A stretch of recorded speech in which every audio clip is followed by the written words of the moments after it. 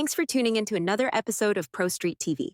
Please do us a favor and hit that like button and subscribe for more how-to articles and DIY videos. Today we'll be showing you how to service your LR4 water pump. The LR4 is from the Gen 3 series of engines, and today's vehicle is a GMC Sierra. If you are sure your water pump has failed, you'll need to make sure you have the right parts. The correct part numbers are being shown. Before we begin, if you have any concerns or questions about this process, stop immediately and consult a professional.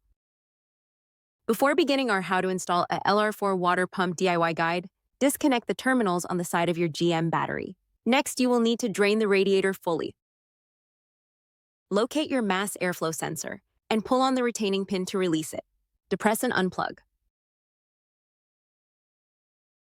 You can now begin to remove the large radiator fan shroud in your Sierra. To do this, you will first need to loosen the radiator mounting bolts, and then remove all 6 10mm bolts that hold the lower and upper radiator shroud in place, with the intake piping and MAF sensor removed.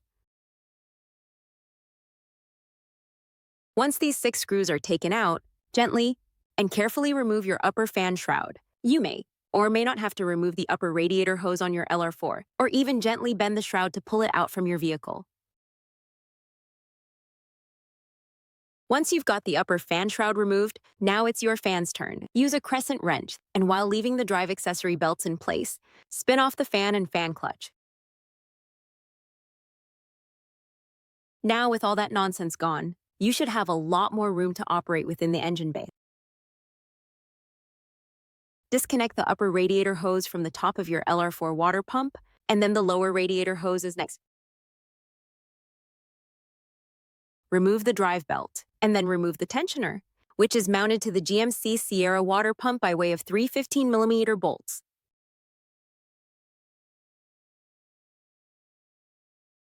Now remove the 6 10mm bolts that run through the length of your water pump and connect to your LR4 block. Peel off the old water pump and discard.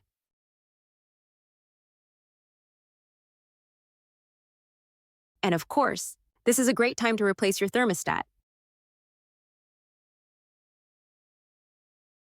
To prepare your engine, use a razor blade to gently scrape away any of the old gasket. Make sure the surface is as clean and dry as possible, which can be difficult, especially on the alternator side. Install your old thermostat and thermostat housing on your new water pump first, so that it has more time to dry and cure. This step is important depending on your year make and model. If your vehicle is an early GM Gen 3 engine, you may require a one-piece thermostat housing. This one-piece unit uses an O-ring to seal properly, whereas the late GM Gen 3 engines used a more traditional two-piece design with thermostat and gasket. Apply gasket maker and use the supplied gasket to install your old thermostat housing and hopefully a new thermostat.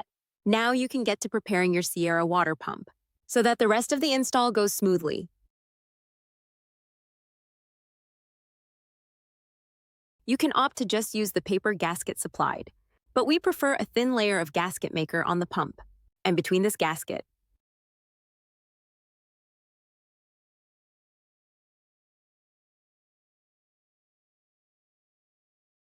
Grab your old 10mm bolts and push them back through your water pump and through the gaskets as shown.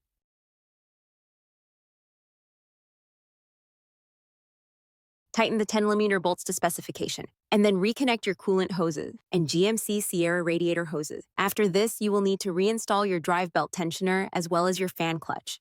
Make sure to install your drive belts before spinning your fan and fan clutch assembly back onto your Sierra. Make sure to tighten to specs, fill with coolant, and watch for any leaks before you drive.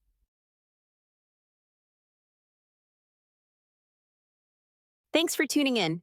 Make sure to subscribe, like, and share. And thank you from all of us here at Pro Street TV.